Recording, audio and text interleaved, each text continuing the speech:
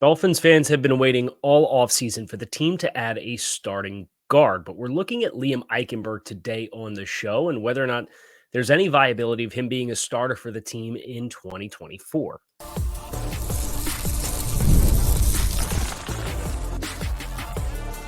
You are Locked On Dolphins, your daily Miami Dolphins podcast, part of the Locked On Podcast Network, your team every day. All right, Miami, welcome to another episode of Locked On Dolphins. It is your team every day here on the Locked On Network. I'm your host, Kyle Krabs, a lifelong Miami Dolphins fan, host of Locked On Dolphins, co-host of Locked On NFL Scouting, author of Touchdown Miami on Substack. You can find our shows here on the Locked On Network on YouTube or wherever you listen to your favorite podcasts. And of course, tip of the cap to our everydayers, because it is your team every day. We don't just say it, we live it here on the Locked On Network. Today's episode of Locked On Dolphins is brought to you by Monopoly Go. I'll admit it. I've got a competitive side, and it loves getting its itch scratched with Monopoly Go, the mobile hit twist on classic Monopoly. So join your friends and download Monopoly Go now, free on the App Store or Google Play. Looking at the offensive line today, we are still kind of working through the UDFAs. There's a lot to get to there, and I want to make sure I have that kind of picture fully painted before we do the deep dive on that group. So instead, I had a little bit of inspiration and went back and I watched some Liam Eichenberg tape from 2023. And there's a really interesting picture that's painted with Liam Eichenberg. I think there's a very interesting journey as far as player development with Liam Eichenberg. And Liam Eichenberg has become one of the public whipping boys of this current iteration of the Dolphins team, where it's just really popular to, well, it's Liam's fault. And I think for full transparency, you consider the Dolphins trading up and drafting Liam Eichenberg in 2021. The performance has not met the investment. He's played a lot of snaps, but the quality of the play has been very inconsistent. And as we as Dolphins fans wait for this team to add another guard, it's perceived that there's at least one starting guard spot that needs to be filled. Liam Eichenberg's name is often glossed over. So I wanted to go back and not watch the center tape. I wanted to watch the guard tape. And I wanted to see what those performances look like, where it was good, where it was bad, why it was good, why it was bad. And then answer the question of, can Liam Eichenberg realistically be a starter for this football team at guard in 2024? So I think the first thing that we do have to do, I have his snaps summary up from the 2024 season, or 2023 season, excuse me, is we have to acknowledge when and where he played. He played 815 snaps along the offensive line in the regular season. And in those 815 snaps, 592 of them came at the center position. He took his first snaps at center in week 3. He took his first start at center in week 4. And he closed the regular season with 5 consecutive games at the center position. That's a majority of your workload. We acknowledge it exists. We acknowledge there's now some experience at center. We acknowledge you can snap. You're probably going to be the preferred backup center based off of the current construction of the roster. But that's not really our focus here. Our focus here is guard. He took 77 snaps at left guard on the season. 1 in week 1, 1 in week 5, 14 in week 9, and then 61 snaps in week 13 against the Washington Commanders. He played 146 snaps at right guard. That was week 11 out of the bye against the Raiders, week 12, the first Jets game, and then another 6 snaps in week 14, which was the first 6 snaps of the Tennessee Titans game. That's your workload. About 213 snaps, 23 snaps. I'm going to do the math live. 223 snaps at guard, 592 snaps at center. And when you consider Liam Eichenberg and when he was drafted as a tackle. He played tackle exclusively at Notre Dame. There has been kind of this herky-jerky, it's a how not to handle a player experience, really. I mean, you go back to 2021, And if you remember, Liam was drafted to play tackle. And within his first 5 games, he was a left tackle and a right tackle. Left tackle for 2 games and right tackle for 3 games in the first 5 games of his NFL career. And then in 2022, he ends up playing the vast majority of his snaps at guard. He played 2 snaps at left tackle and 625 snaps at left guard. So there's been no consistency here. We start outside only, and then we move inside, and then we move even further inside, and now we got to worry about snapping.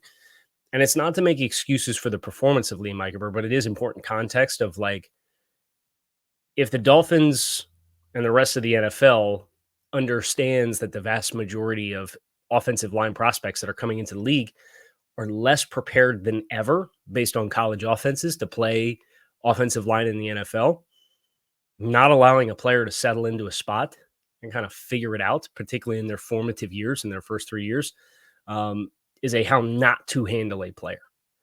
And a lot of this has to do with the struggles of the Dolphins to have consistency along the offensive line. And Austin Jackson referenced Butch Berry. The Dolphins have had 9 offensive line coaches since 2013.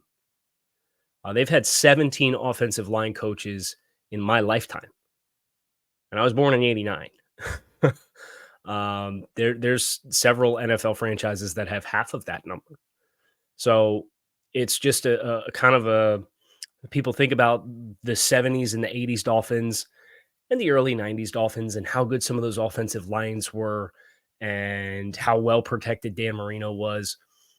And this franchise has just not had consistency in that regard. And for Austin Jackson, who was drafted in 2020, and by extension of that, Liam Eichenberg drafted in 2021, this is the first year those guys are going to have the same offensive line coach in consecutive seasons. That's not a small deal, but it doesn't necessarily answer the question of what is the ceiling and what is the floor with this individual player, that player being Liam Eichenberg, because it's a player who is on a rookie contract. He's in the last year of his rookie contract.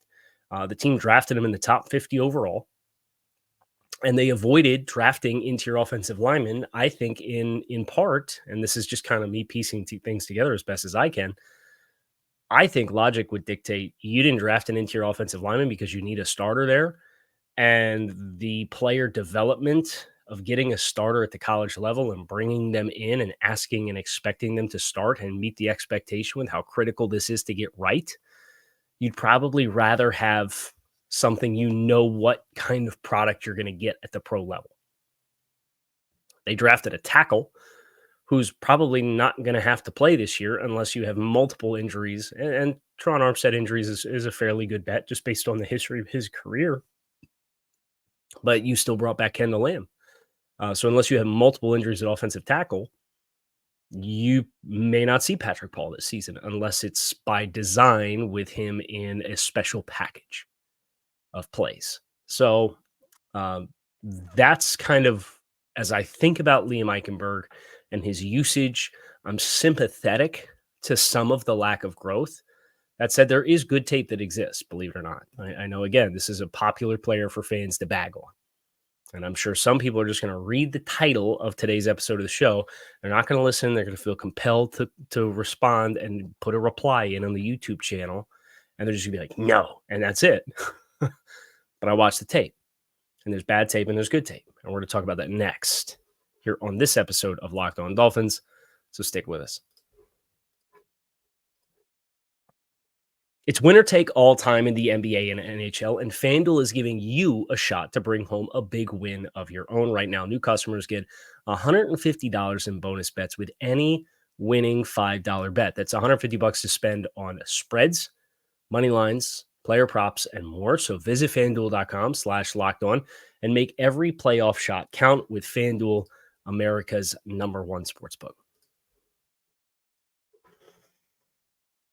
So the tapes that I watched, the game tapes that I watched for Liam for this show was all the guard stuff. Now, I didn't watch the one snap in week 1, and I didn't watch the one snap in week 5. but I watched the 14 snaps in week 9. I watched the 70 snaps in week 11. I watched the 70 snaps in week 12. I watched the 61 snaps in week 13 and the 6 snaps in week 14. That middle of the season block, when it felt like, hey, maybe aside of Isaiah Wynn, this team might be able to get the whole gang back together on the offensive line. And it was a very short-lived, fleeting moment where you had Teron and Connor and Rob. The week 13 game was the game where Rob Hunt was back too. And it's obviously Liam pushed to left guard in that spot to be your starter there. I thought the right guard stuff was a struggle.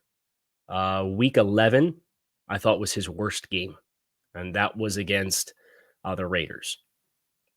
And there was all kinds of lapses in balance and hand placement and timing and anchor and pad level, and everything really just kind of felt like an uphill battle where the Raiders didn't necessarily have the most potent or dynamic of interior defensive line talent. And I thought some of his best reps were against Tyree Wilson, who was the top 10 pick rookie last year, who's a developing player, a little bit raw, but very toolsy. I thought Liam had some good pass sets against Tyree Wilson, but by and large, I thought there were a lot of struggles with first strike timing and framing of blocks, and he's leaning into a lot of things that you came away from those two tapes, and I really kind of said, like, oh, we might be DOA here. I don't think there's necessarily a lot. And then I got to the week 13 tape, which we're going to talk about here in just a bit. But I think the important context here is Liam Eichenberg, for his career at Notre Dame, played left tackle. And he came into the league and he started 3 games at right tackle in his first 4 games as an NFL player, but then was back at left tackle for that season. And then in 2022, he played 625 snaps at left guard. I think this is a left side of the offensive line player. If you're going to put him in his best position to be successful as an individual. And this is the blessing and the curse of positional versatility, right? If you're a jack of all trades, but not necessarily a master of, not a master of, jack of all trades, but a master of none. So you don't have a mastery of any individual position. You end up getting pinballed around to the degree in which Liam Eichenberg has, where now he's taken starts at all 5 spots along the offensive line and has taken the majority of his snaps at a different position in 3 consecutive seasons. The versatility is very helpful. And I do think from a pre-snap perspective, this is a high football IQ player.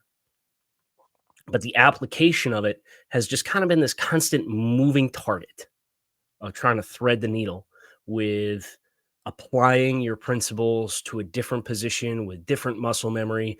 And the right side of the offensive line kind of stuff was a real big struggle. The base being too narrow, or the base not showing the bend that you needed it to be able to play with anchor and get a low pad level. I thought he played at times as the tallest player on the offensive line, specifically in those 2 games. Now, the Jets game, I thought there was some that was better, but that was also really not going up against Quinton Williams. They put Quinton Williams over top of Lester Cotton on the other side, and that's a whole different ball game we can talk about. But the Jets also played, they're down 2 touchdowns playing this nickel, even wide open gaps type of front that as you watch, I thought he did a nice job against Quentin Jefferson. But the Jets didn't necessarily put the kind of volume in the front that maybe you would have expected for the game situation. And as Miami's trying to run the ball late in that game, I thought that it allowed him some easier angles to work with on the right side. And a lot more of that was just body positioning, where the Raiders was a lot more of having to win with hand timing and hand placement and hand leverage. And I thought all of that was a bit of an uphill climb for Liam Eichenberg. in that game against the Raiders. The good news, I would say, is that these 3 games in succession that he started at guard is it the only games he started at guard were week 11, week 12, and week 13. Well, week 14 he played 6 snaps because Connor went down with the ACL in that game. Those 3 games in succession, I thought they got better. Head and shoulders, easily the best tape Liam Eichenberg put on film, arguably in his NFL career, was week 13 against Washington. We're going to talk about why, what it showed, and how you kind of sort through the numbers game of that next here on this episode of Locked On Dolphins. So make sure you stick with us. We do need to take a time out here and talk about Monopoly Go. And I can hear what you're saying, flag on the play. You've already talked about Monopoly Go, but there's so much that you can experience on a day-to-day basis. We want to make sure that you are not missing out on the game within this game that we're playing here on Locked On Dolphins. In Monopoly Go, you can team up with friends for timed tournaments where you work together to build up each other's boards. The more you win together, the more awesome prizes you can unlock. There's things like unique stickers that you could trade with friends to complete albums for big prizes, cool new playing pieces to travel the boards with, and hilarious emojis for you to taunt your friends when you smash their buildings or heist their vaults. Plus, Monopoly Go feels new and exciting every day with constantly changing tournaments and challenges. There's always new timed events to help you win big. There's massive multipliers for everything you win, and rent frenzies. There's always something fun to discover on Monopoly Go. So get off the bench and go download it now, free on Google Play or the App Store. Game on. So I turned on the Washington tape, and the morale was pretty low. I'm like, okay, did I spend a few hours here working through these to come up with a one-word podcast? No, let's not do this. And then the Washington game tape happened, and it was comfortably the most comfortable I've seen Liam Eichenberg look. And I think you think about year 1 to year 2 leaps for other offensive linemen in this scheme, particularly that of Austin Jackson, but I would not diminish the leap of, say, Kendall Lamb, who was a late 2022 addition for a cup of coffee before he got hurt, and the Dolphins hung on to him, and he performed well. I think about Keon Smith, who looked like an unrosterable player when Mike McDaniel got here. And then Keon Smith, lo and behold, plays almost 100 snaps of spell work for you at offensive tackle and looks the part for the most part. So you saw a number of players that took leaps. And the most direct comparable that we have for Liam Eichenberg was the 2022 game tape at left guard for 600 plus snaps and the week 13 game against 2 really good interior defensive linemen in Deron Payne and John Allen for the Commanders. And that was what surprised me the most. I'm like, okay, like the Jets game was a little bit better, but you kind of got to work against not the best player. There's no hiding against Washington with their best players. And everything just looked like the body posture looked cleaner. The footwork looked cleaner. The strike timing, I still think he's coming up a little bit short as far as like the pop in his hands to offset. When you think about Robert Hunt, right? Robert Hunt was a college tackle who kicked inside and played guard. He has guard power, but he has a reach like a tackle. And I think one of the things that Liam has struggled with a little bit is he's not the longest player. That's why he didn't survive at tackle in the NFL. Coming inside, I still think he's more of an angles and positioning type of player. But the one consistent was his strike zone is a little smaller than that of the guy that was on the other side of Robert Hunt. And I thought it popped the big time, even in the Washington game where I'm watching Liam play and I'm like, okay, you framed that a lot better. Your feet are in a better position. You're bending a little bit better to stay down. I still think he's a little tall. I still think he's a little soft with the hands. But it looked he looked at home at left guard. And that's kind of where I sympathize again with a player like this, because the versatility that you bring is outstanding. But the best combination of 5 players for the Dolphins many times in 2023 didn't include Liam in the best position for him individually as a player. because as I came away from this Washington tape, I very definitively thought the best position that he could be playing for the Dolphins is left guard, not center, not right guard, not as a utility player, as a left guard. I thought he did a really nice job getting up onto the second level. He had some nice moments of that against the Jets as well. I thought the Raiders tape was the one where he was kind of off a slog, getting up onto the second level, kind of getting caught up in traffic. I still think there's instances where he's leaning a little bit too much. Some of this is I just question like his natural strength and power versus other interior players. And he doesn't have like the dynamic bend in his frame as a kind of a tackle build without the length to play with the natural leverage that like we're going to expect from Aaron Brewer at center and Connor Williams at center, right? Is Connor's a really can play very compact in spite of being a taller center because he's such a dynamic athlete. You just don't have that element with Liam. But if you were going to tell me that the Dolphins would put Liam Eichenberg in his individual best position to be successful, he'd be a guard. And if you told me that Isaiah Wynn was your starting left guard and Liam Eichenberg was your backup, who could also be your spell player at center if you needed it, I'd probably roll with it. Just based off of what is available out there at this stage in the game. I still think the Dolphins need an investment.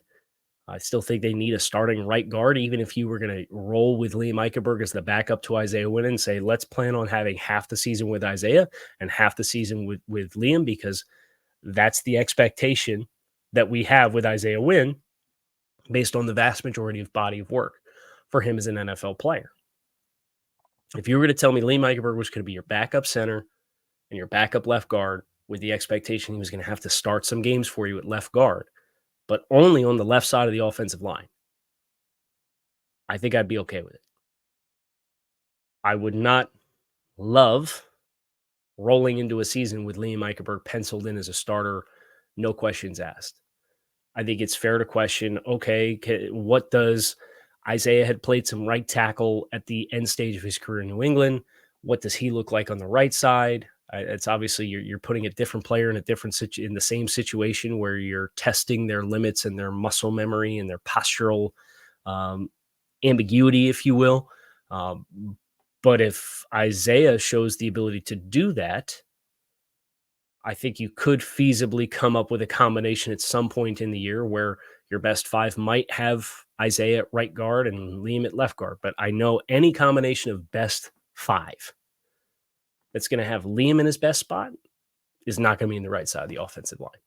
That was the biggest takeaway for me watching that tape.